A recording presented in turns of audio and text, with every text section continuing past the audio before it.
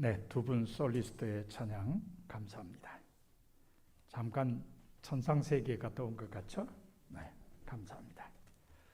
오늘도 3부 예배에 참석하신 여러분과 온라인 영상 예배로 주님께 영광 돌리는 교우들께 주님께서 주시는 평화가 함께하길 바랍니다. 다른 사람을 가르치는 일을 하다 보면 가끔 이렇게 어려운 걸 왜 만들었느냐 하는 말을 듣게 됩니다. 제가 이 말을 처음 들은 것은 초등학교 3학년 때였습니다.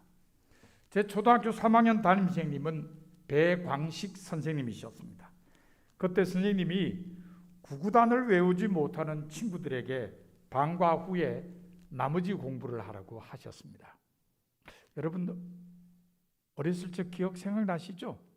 네, 교실 바닥을 마룻바닥을 그냥 마른 걸레로 팍팍 밀면서 이는 이, 이, 삼은 요 그러면서 구구단 외우던 시절이 있었을 겁니다. 근데 그렇게 해도 잘 못 외우는 친구들이 문제였죠. 저희도 그렇게 구구단을 외웠습니다. 그런데 구구단을 다 못 외우는 친구들이 있어서 선생님이 그 친구들을 나머지 공부하라 그러면서 공부를 좀 잘하는 친구들 한 명 한 명씩 붙여줬습니다. 구구단 외우는데 좀 도와주라고. 그래서 저도 한 친구를 맡았습니다. 제가 맡은 친구는 2단은 잘 외웠는데 3단부터는 영 진도가 나가지 않았습니다. 자기들이 힘들었는지 저에게 묻기를 이렇게 어려운 걸 왜 만들었냐라고 했습니다. 그때 제가 왜 구구단을 배워야 하는지 그 친구에게 설명해 주었습니다. 제가 해준 말을 정확하게 다 기억하지는 못하지만 대충 이런 내용이었습니다. 네 3원짜리 공책 2권이나 3권 살려면 손가락 꼽재? 그래서 2권 사면 6원이고 3권 사면 9원이라는 거 알지? 그런데 8권 사면 값이 얼마인지 우에 안 오. 손가락 모자라서 모르지? 구구단 외우면 손가락 사용할 필요 없이 공책 값을 알 수 있다 이가. 8권이면 24원이다. 3 곱하기 8은 24이기 때문이다. 3, 8은 24. 그래서 3단 외워야 된다. 구구단 외우면 이렇게 좋은 거다. 제가 맡은 친구는 놀라는 표정을 지었습니다. 그 후로 그 친구는 열심히 구구단을 외웠습니다. 며칠 후 그 친구와 저는 선생님께 칭찬을 들었습니다. 왜냐하면 그 친구가 구구단을 다 외웠기 때문입니다. 제가 두 번째로 이렇게 어려운 걸 왜 만들었느냐는 말을 들은 것은 신학교 다니면서 아르바이트로 학생들 가외 지도할 때였습니다. 미지수가 2개인 1차 방정식을 가르치는데 한 학생이 한숨을 내쉬면서 이렇게 어려운 걸 왜 만들었죠라고 중얼거렸습니다. 그때도 저는 그 학생에게 왜 미지수가 2개인 방정식을 배워야 하는지를 설명해 주었습니다. 역시 제가 해준 말을 정확하게 다 기억하지는 못하지만 대충 이런 내용이었습니다. 너희 반 담임선생님께서 돈을 4,000원을 너에게 주시면서 이 돈으로 15명이 먹을 아이스크림을 사오라고 하셨어. 그런데 가게에 가니까 아이스크림이 300원짜리도 있고 200원짜리도 있었어. 4,000원에 맞추어서 아이스크림을 15개 사려면 300원짜리는 몇 개 사야 하고 200원짜리는 몇 개 사야 할까? 머리 아프지? 그때 이 방정식을 이용하는 거야. 300원짜리 아이스크림 개수를 X로 놓고 200원짜리 아이스크림 개수를 Y로 놔. 그렇게 하면 X 플러스 Y는 15개야. 그리고 300X 플러스 200Y는 4,000원이야. X 플러스 Y는 15니까 X는 15 마이너스 Y가 되잖아. 이걸 대입하는 거야. X 대신 15 마이너스 Y를 대입하면 미지수가 하나인 방정식이 성립되잖아. 이건 너도 할 수 있지 않니? 미지수가 하나뿐이니까. 이걸 풀면 y는 5잖아. y가 5면 x는 10이지. 그러니까 300원짜리 아이스크림은 10개 사고 200원짜리 아이스크림은 5개 사면 4,000원으로 15명이 먹을 수 있는 거지. 이래서 미지수가 2개인 방정식을 배우는 거야. 제 말을 들은 그 학생은 신기하다는 듯이 저를 쳐다보았습니다. 그 후로 그 학생은 전부 다 열심히 수학 공부를 했습니다. 제가 세 번째로 이렇게 어려운 걸 왜 만들었느냐는 말을 들은 것은 개동교회에서 목회할 때였습니다. 교육 중에서 삼위일체 신앙을 공부하던 시간에 한 남자 권사님이 이렇게 어려운 걸 왜 만들었을까요? 라고 물었습니다. 이 물음에 대해 제가 대답한 내용을 중심으로 오늘 설교를 준비했습니다. 왜냐하면 오늘이 바로 삼위일체 주일이기 때문입니다. 교회력으로 성령 강림절 후 첫 번째 주일은 삼위일체 주일입니다. 삼위일체란 말 그대로 삼위가 하나라는 뜻입니다. 하나님의 본성은 하나이지만 성부와 성자와 성령의 세 위를 가진다는 말입니다. 그러니까 세상을 창조하신 성부 하나님께서 성자 예수 그리스도 안에서 타락한 피조물을 찾아오셨고 지금도 피조물 가운데 임하시는 성령을 통하여 구원 사역을 이루신다는 기독교가 가지고 있는 독특한 하나님 이해입니다. 초등학교 때부터 배운 산수에 의하면 3은 3이지 결코 1이 될 수 없습니다. 마찬가지로 1은 1이지 결코 3이 될 수 없습니다. 그러함에도 불구하고 삼위일체 신앙은 셋이 하나이고 하나가 셋이라고 합니다. 그래서 삼위일체 신앙은 걸림돌이 되기도 하는 기독교 교리 가운데 하나입니다. 어떤 분은 이렇게 말합니다. 뭐 그까진 그 어렵다고 합니까? 쉽게 설명하면 어떤 남자가 집에 가면 아들의 역할, 남편의 역할, 아버지 역할을 하는 것과 같은 거죠. 참 쉽습니다. 그죠? 하지만 조직신학 입문이라는 책을 쓴 이신근 박사는 이 말이 전형적인 삼위일체에 대한 오해라고 했습니다. 쉽게 말하면 틀렸다는 말입니다. 삼위일체 신앙은 그렇게 설명될 수 있는 게 아니랍니다. 모근대학교 교수였던 송기덕 박사가 쓴 신학개론이라는 책에 보면 삼위일체 신앙을 쉽게 설명하기 위한 시도 가운데 독일 신학자 헤크 박사가 주장한 이론을 소개했습니다. 이런 내용입니다. 사람의 정신은 하나이다. 그러나 정신은 감각, 사고, 의지의 셋으로 나누어진다. 여기에 하나님의 삼위일체성이 반영되어 있다. 이해가 되십니까? 네. 감리교신학대학교에서 저희에게 기독교 교육을 가르치신 은중관 박사님은 삼위일체를 이렇게 설명하셨습니다.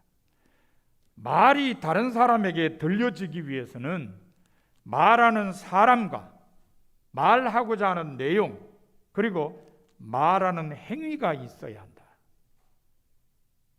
이 세 가지가 함께 어우러질 때 비로소 말이 다른 사람에게 들려진다.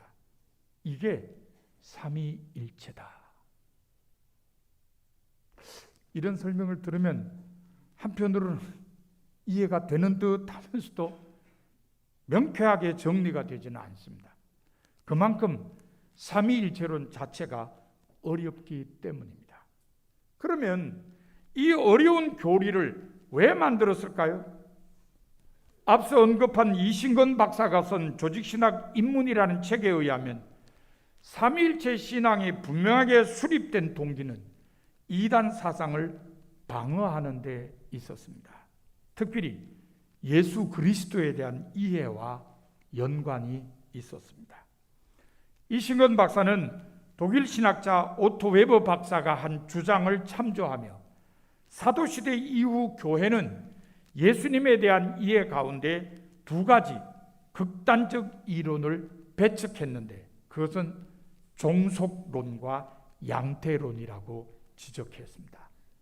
종속론은 예수님은 다양한 신성을 가진 존재들 가운데 제일 꼭대기에 있는 신적인 존재이기는 하지만 하나님은 아니라는 주장입니다. 중요한 게 뭐죠? 예수님은 하나님이 아니라는 겁니다. 종속론에 의하면 예수님은 하나님께 종속된 피조물일 뿐입니다. 그래서 이 이론은 이단 사상입니다. 양태론은 하나의 하나님을 계시의 주체로 보고 예수님과 성령을 단지 하나의 하나님께서 다른 양태, 즉 다른 모습으로 나타난 것으로 봅니다. 쉽게 하면은 여러분 연극을 보다 보면 가끔 한 사람이 여러 배역을 하는 경우가 있죠. 그와 마찬가지라는 거예요. 양태론에 의하면 하나님께서는 3번씩 가면을 쓰시고 역사에 나타난 숨어있는 제4자라는 겁니다. 언제든지 다른 가면을 쓰고 나타날 수 있는 하나님 뒤의 하나님인 셈인 것입니다. 그래서 이 이론도 다 이단입니다. 교회는 이 두 극단적 이론을 배격하고 서기 325년에 열린 니케아 공회에서 아들은 창조되지 않았고 아버지로부터 태어났으나 아버지처럼 영원하고 아버지와 본질이 같다라고 선언했습니다. 예수님은 하나님과 똑같다는 선언이었습니다. 그리고 381년에 열린 콘스탄티노플 공회에서는 성령은 주님이시고 살리는 분이시고 성부로부터 나오시고 성부와 성자와 동시에 경배받으시고 동시에 찬양받으십니다라는 선언을 추가했습니다. 성령도 성부와 성자와 같은 본질이라는 선언입니다. 이렇게 해서 삼위일체 신앙이 정립되었습니다. 이처럼 하나님은 삼위일체이시라는 신앙 고백은 이단 사상을 방어하면서 만들어진 교리라고 할 수 있습니다. 그러면 삼위일체 신앙에 대해 성서는 어떻게 말하고 있을까요? 사실 성서에는 삼위일체라는 말은 없습니다. 그러나 하나님에 관해 삼위일체로 말하는 구절은 많이 발견됩니다. 가장 널리 알려진 구절은 고린도후서 13장 13절입니다. 이런 말씀입니다. 주 예수 그리스도의 은혜와 하나님의 사랑과 성령의 교통하심이 너희 무리와 함께 있을지어다. 어디서 많이 들어본 말씀이죠? 예, 축도로 사용되는 말씀입니다. 이 말씀 속에 성자이신 예수 그리스도와 성부이신 하나님과 성령이 동등한 자격으로 언급되고 있습니다. 바로 삼위일체 하나님에 대한 고백입니다. 마태복음 28장 19절도 삼위일체 신앙과 관련하여 잘 알려진 구절입니다. 이런 말씀입니다. 그러므로 너희는 가서 모든 민족을 제자로 삼아 아버지와 아들과 성령의 이름으로 세례를 베풀고, 세례를 분부한 공식 표현인 이 구절에도 성부와 성자와 성령에 대한 언급이 분명하게 나타나 있습니다. 그러므로 삼위일체이신 하나님에 대한 고백이라고 할 수 있습니다. 오늘 본문도 하나님께서 삼위일체이심을 드러내는 말씀입니다. 본문은 예수님께서 세례 요한에게 세례를 받으신 후 일어난 일에 대한 기록입니다. 예수님께서 공생애를 시작하시기 전에 세례 요한이 유대 광야에서 회개하라, 천국이 가까이 왔느니라고 선포했습니다. 그러자 많은 사람이 요한에게로 나아가서 자기 죄를 자백하며 요단강에서 세례를 받았습니다. 그런데 놀랍게도 예수님께서도 요한에게 세례를 받으시려고 갈릴리를 떠나 요단강으로 가셨습니다. 본문에 의하면 예수님께서 세례를 받으시고 물에서 올라오실 때 하늘이 열렸습니다. 예수님께서는 하늘이 열리고 성령이 비둘기같이 내려와 자기 위에 임하는 것을 보셨습니다. 하늘에서 소리도 났습니다. 이는 내 사랑하는 아들이요 내 기뻐하는 자라. 자, 유대인이 하나님과 관련된 것을 말할 때 함부로 말하지 않습니다. 예를 들면 하나님의 이름이 여호와입니다. 성경을 읽다가 여호와라는 하나님의 이름이 나오면은 여호와라고 읽지를 않습니다. 어떻게 읽느냐? 아도나이라고 읽습니다. 써여 있는 건 여호와라고 써여 있는데 읽을 때는 아도나이라고 읽습니다. 아도나이의 뜻은 주입니다. 여호와라고 읽지 않고 주라고 읽는다는 말입니다. 하나님의 나라를 말할 때도 절대 하나님 나라라고 말하지 않습니다. 하늘나라라고 말을 합니다. 하나님이라는 단어를 쓰지 않으면서 하나님을 표현하는 겁니다. 이런 것들을 유대인의 완곡어법이라고 합니다. 하나님이란 단어를 쓰지 않으면서도 하나님과 관련된 것으로 알려주는 기법입니다. 유대인의 완곡어법에 의하면 하늘에서 들리는 소리는 하나님께서 들려주시는 음성입니다. 그러므로 본문 17절에 기록된 이는 내 사랑하는 아들이요 내 기뻐하는 자라는 소리는 하나님께서 하신 말씀입니다. 이렇게 보면 본문에는 삼위일체이신 하나님에 대한 고백이 담겨 있습니다. 성자이신 예수 그리스도께서 세례 받으시는 곳에 성령이 비둘기같이 내려와 예수님 위에 임하셨으며 성부께서도 함께 하심을 하늘 음성으로 나타내셨습니다. 성부와 성자와 성령이 일체이심을 고백한 표현입니다.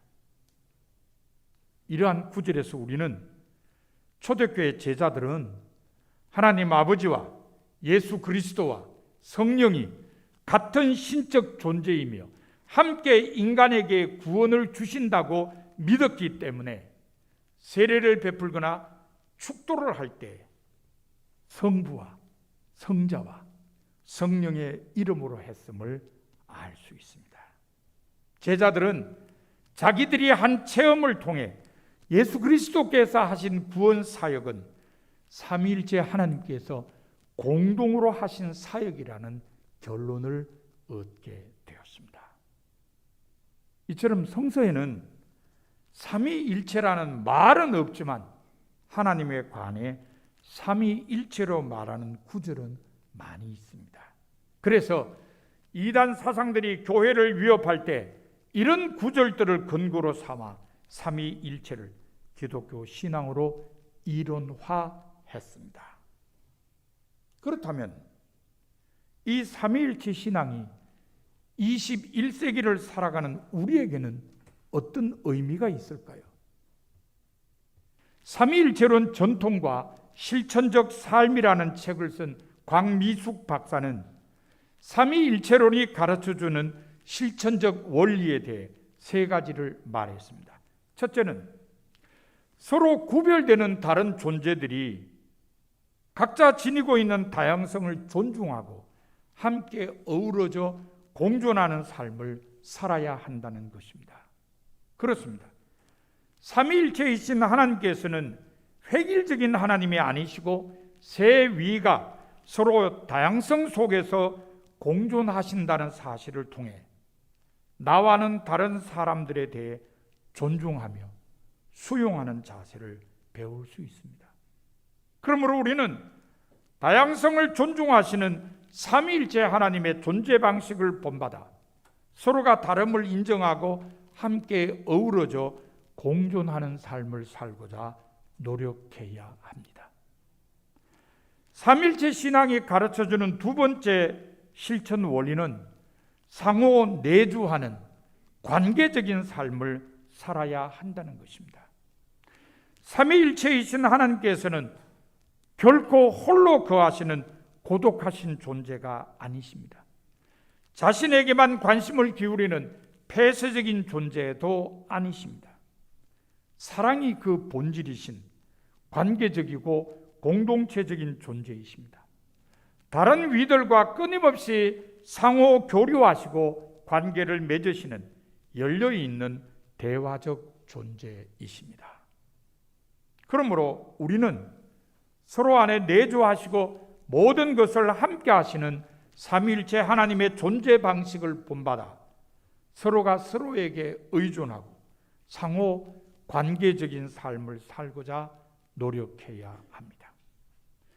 삼위일체 신앙이 가르쳐주는 세 번째 실천 원리는 사랑과 섬김의 삶을 살아야 한다는 것입니다.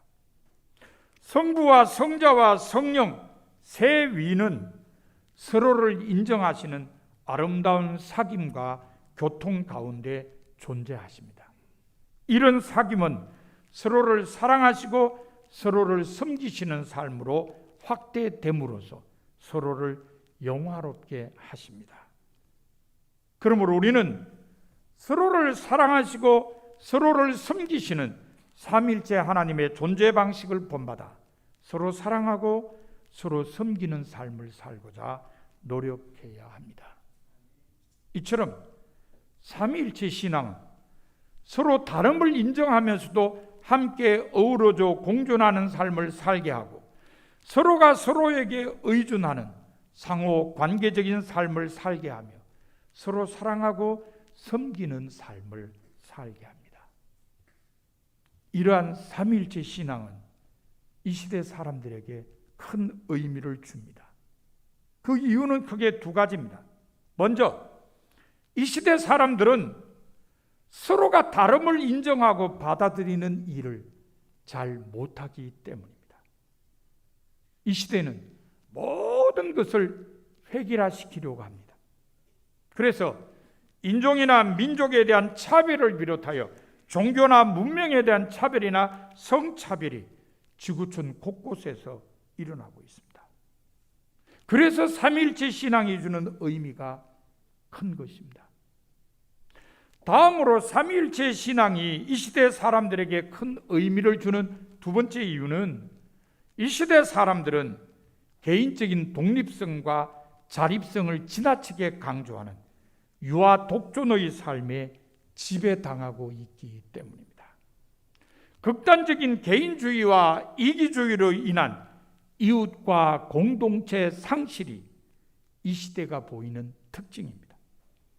그래서 타인에게는 단절의 벽을 쌓고 무관심한 채 자기 이익과 안위만을 추구하는 사람들이 지구촌 곳곳에 득실되고 있습니다.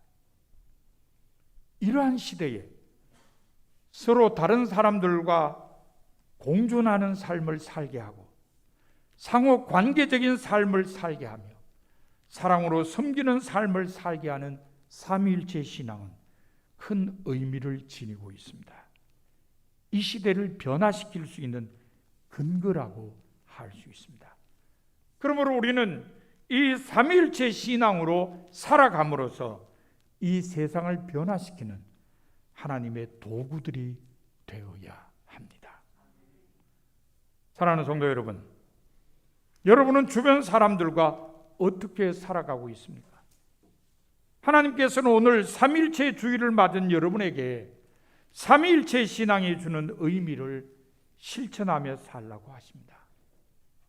그러므로 여러분은 서로가 다름을 인정하고 함께 어우러져 공존하는 삶을 살아야 합니다. 또 서로가 서로에게 의존하고 상호 관계적인 삶을 살아야 합니다. 그리고 서로 사랑하고 서로 섬기는 삶을 살아야 합니다.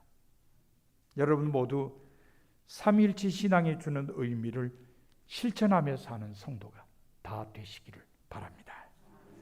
이제 말씀을 마음에 새기고 결단하는 침묵 기도를 2, 3분간 드리도록 하겠습니다.